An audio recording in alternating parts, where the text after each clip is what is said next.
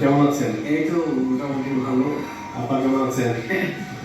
তো এই জগতে একদম নন প্রফিটেবল একটা জগতে মানে শিল্পের জগতে কিভাবে ক্যারিয়ার আজাদের পথ চলা একটু যদি বলতে চান।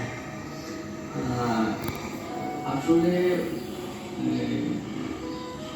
একটু কম বয়স থেকে আমার জন্ম অ্যাকচুয়ালি সিদ্ধেশ্বরীতে। তো সেখানে আমি 5 বছর 6 বছর বয়স পর্যন্ত ছিলাম এবং একটা অসাধারণ সুন্দর জায়গা ছিল, প্রকৃতির চারিদিকে গাছ এবং সেখানে একটা নাগেশ্বরের একটা ছটা গাছের মতো একটা লাইন ছিল। ওইখানে ওই স্মৃতিগুলো আমার খুব ভালো। আমি প্রকৃতির সঙ্গে বড় হয়েছি, এই জন্য প্রকৃতির প্রতি আমার একটা আলাদা ভালোবাসা ছোট বয়স থেকে ডেভেলপ করেছিল এবং পরে সেটা টাইম টু টাইম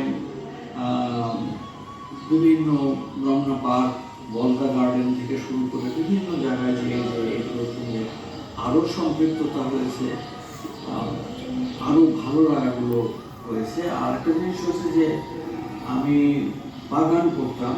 আমার মেজ ভাই উনি লন্ডনে চলে গিয়েছিলেন, কিন্তু ওনার সঙ্গে আমরা অ্যাসিস্ট্যান্ট হিসেবে আমরা বাগান করতাম। তো বিভিন্ন সিজনাল ফ্লাওয়ার্স এগুলো আমাদের বাগানে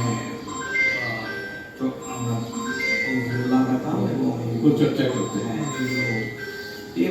প্রকৃতির সাথে বলছিলেন আপনি। হ্যাঁ, এখন ওই ছোটবেলা থেকেই প্রকৃতির ভিতরে বড় হয়েছি। যদিও ঢাকা শহর সিদ্ধেশ্বরী, তখনকার ওই সময় এত গাছ, খোলা জায়গা ছিল চারিদিকে যে খুবই ভালো লাগতো। প্রতি মুহূর্তে পাখির ডাক থেকে শুরু করে সব কিছুই একটা খুব একটা নির্মল প্রশান্তির মতো একটা পরিবেশ ছিল।